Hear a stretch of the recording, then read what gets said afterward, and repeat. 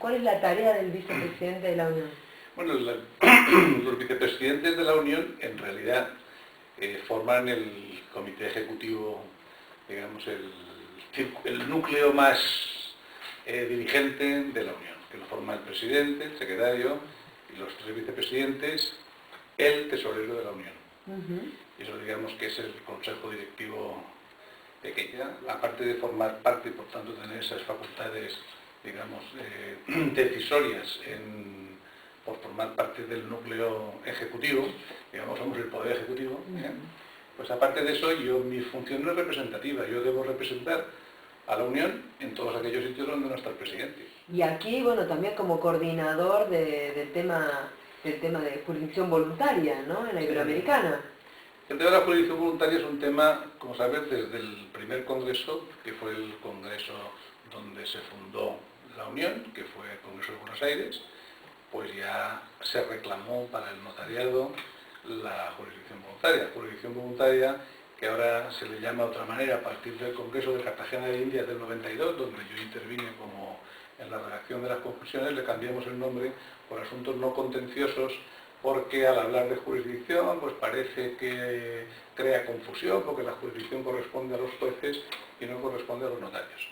Entonces, ¿esto qué es de la jurisdicción voluntaria? Porque hay gente que, pues sencillamente es que los notarios o los escribanos, porque antes, hasta en España, salvo donde yo soy, en Valencia, donde siempre nos hemos llamado notarios, nunca nos hemos llamado escribanos, pues los escribanos desempeñaban tanto la fe pública judicial como la extrajudicial.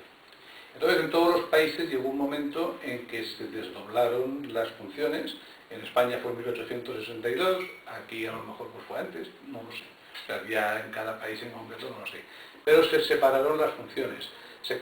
Fueron los secretarios judiciales o actuarios, que se llaman en otros sitios, por un lado, y los notarios o los escribanos por otro. Entonces, ¿qué pasó? Que claro, cuando se reparten las funciones, pues tenían que, digamos que económicamente, vivir de su trabajo, tanto unos como otros.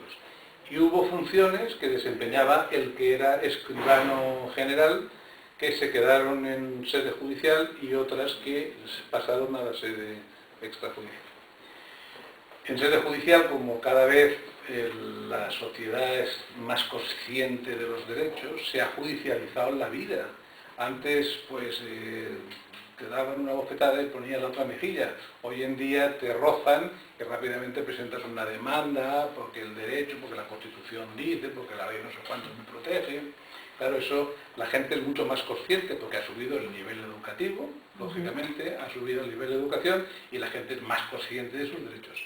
¿Hacemos consciente de sus derechos? Como les lesiones lo más mínimo del derecho a acudir al juzgado. ¿Qué ha provocado eso? Ha provocado, y te sorprende cuando hablas con los compañeros de todo el mundo, en todos los países exactamente igual. Está colapsada la justicia. Está colapsada la justicia porque hay muchas reclamaciones.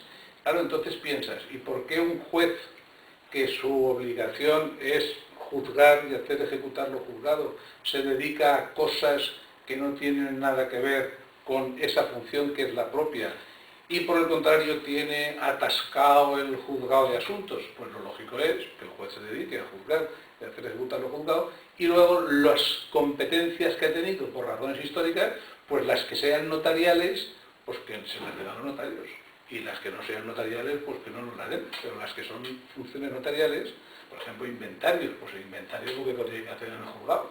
Si nosotros el inventario es un acta de presencia, es decir, aquí en esta sala hay 8 sillas, 4 mesas y una lámpara. No hay razón ninguna que justifique que eso tenga que hacerse en el juzgado. La adveración y protocolización de documentos hológrafos, por decir, un señor que escribe una cartita, mi querido tal, quiero que todo lo que tenga sea para ti, tal, ¿no? Cuando se muere hay que comprobar que la letra es suya, que la firma es suya, que tiene la fecha, que y eso no lo hace el juez, sino que el juez lo que hace es decir, a ver, que venga un perito. Entonces va un perito, el perito dice, oiga, sí, es este señor. Los testigos, sí, esta letra también la conocemos.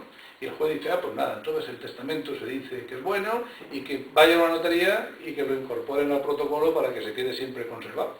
El juez ahí que ha hecho absolutamente nada. Es decir, fue una serie de trámites en los que él no interviene para nada. No ha tenido valoración. No ha tenido ninguna. Entonces, llevamos muchos años pidiendo que nos atribuyan lo que son funciones notariales y que están desempeñadas por quienes no son notarios, en definitiva. Exacto. Ahí lo que pasa siempre, que esa es la dificultad más grande, porque dice, uy, pues eso sería facilísimo, pues que se las den. Pero intervienen otros intereses distintos. De que en los procedimientos, pues hay países, por ejemplo en España, cada vez que un acto de jurisdicción voluntaria pasa al notariado, se suprime la intervención del abogado.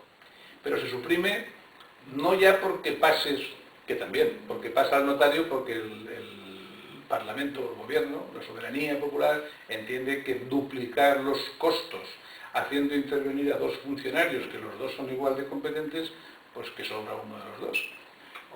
Pero también la jurisdicción voluntaria en España tampoco es obligatoria la intervención del notario, perdón, la intervención del abogado. En la jurisdicción voluntaria de verdad, la que es ante los jueces, ¿no? Claro.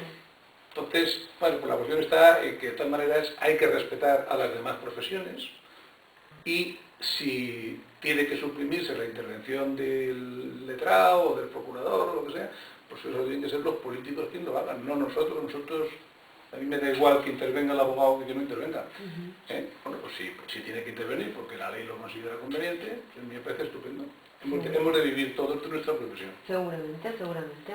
Y habrá casos y casos, y bueno, quizás si alguien quiere recurrir a su abogado, tampoco estaría negado de poder hacerlo Hombre, de como hecho, asesor. sí, te digo una cosa, la figura del abogado es una figura muy importante a la que yo la llevo en el medio de mi corazón porque yo he sido abogado antes de notario. O sea, para ser notario tengo que ser previamente abogado. Luego no son enemigos míos, sino son unos como yo.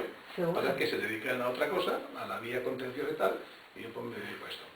Pero no es exactamente igual, por tanto no tiene por qué haber ningún problema. Y luego además la experiencia demuestra, por ejemplo en Europa, que en las grandes ciudades nadie entra en una notaría porque ve allí que ponga notario, notaire o lo que sea, ¿no? Entran porque la gente va normalmente a su abogado y es el abogado quien lleva el asunto a la notaría. De manera que la colaboración nuestra es absoluta, total, todos los días del año.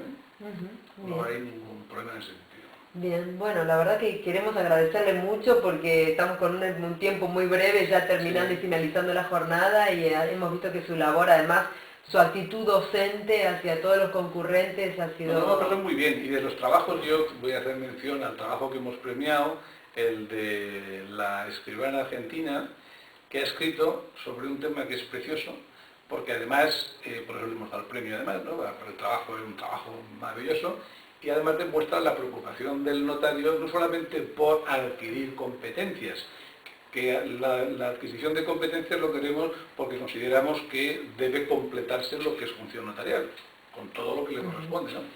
Sino especialmente cómo el notariado se vuelca con la sociedad, y en este caso concreto con los ancianos, es decir, los que son mayores, que prevén su incapacidad y entonces toman determinaciones sobre quién quiere que se encargue de ellos, quién tiene que tomar la decisión de si tienen que ingresar en una residencia o en un centro médico, el problema de las voluntades anticipadas para casos de operaciones graves, etcétera, etcétera, y luego pues de la administración de sus bienes, quién quiere que se encargue para el caso de que se quede incapaz hasta que se declare oficialmente la... Sí, bueno, la verdad que queremos agradecerle mucho su deferencia y su claridad en la exposición y bueno, esperemos verlos nuevamente muy pronto.